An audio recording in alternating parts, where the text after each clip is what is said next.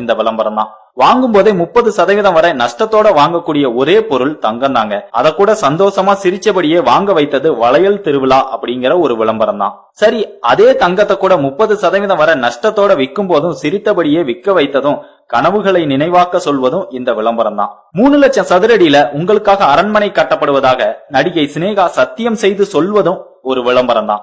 அத்தனை பெரிய கட்டிடத்துல நீங்க கார்ல போனா கூட உங்களுக்கு பார்க்கிங் கூட கிடையாது அப்படின்னு புரியறது இல்ல. எல்லாமே ஒரு விளம்பரம் தான். 1000 ரூபாய் பட்டுப்புடவைய 3000 ரூபாய்க்கு வாங்கிட்டு வெளியே வரும்போது ஒரு தொன்ன சக்கரை பொங்கல் தர்றான் பாருங்க, அவன் ரொம்ப நல்லவன். 30 வினாடி விளம்பரத்துல நடிக்க ஒரு நடிகருக்கு 3 கோடி ரூபாய் வரைக்கும் தராங்க. அதை யார் தலையில கட்டுவாங்கன்னு நம்மளை யோசிக்க கூட வைக்காம மறக்கடிப்பதும் ஒரு விளம்பரம் தான்.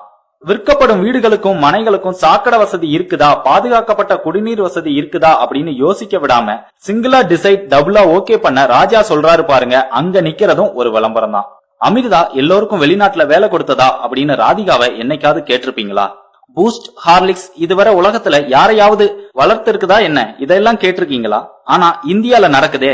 கபில்தேவ், சச்சின், விராட் கோலி இவங்க எல்லாம் சொல்றாங்களே, நேத்து வர எண்ணெய் கெடுதல் அப்படின்னு சொன்னவன் இன்னைக்கு பூரி சாப்பிட்டா கார்ப்பரேட் மீட்டிங்ல பிரமாதமான தீர்வு சொல்ல முடியும் அப்படின்னு சொல்றதும் இந்த விளம்பரம் தான்.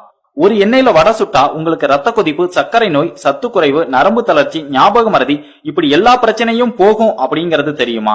உள்மூலம் வெளிமூலம் உட்பட வைட்டமின் ஏ முதல் இசட் வரை இருக்குப்பா, அதுவும் ஒரு விளம்பரம் தான். கொஞ்சம் கூட சுய சிந்தனை அற்றவர்களாக நம்மை இவர்கள் கொஞ்சம் கொஞ்சமாக மழுங்கடிப்பதும் நமக்கு தெரியவில்லை. அந்த மட்டில் அவர்களுக்கு வெற்றியே. இவ்வளவு சொல்றனே, இத நீங்க ஷேர் பண்ணி 4 பேர் தெரிந்து கொள்ள செய்வீர்களா? கண்டிப்பா மாட்டீங்க.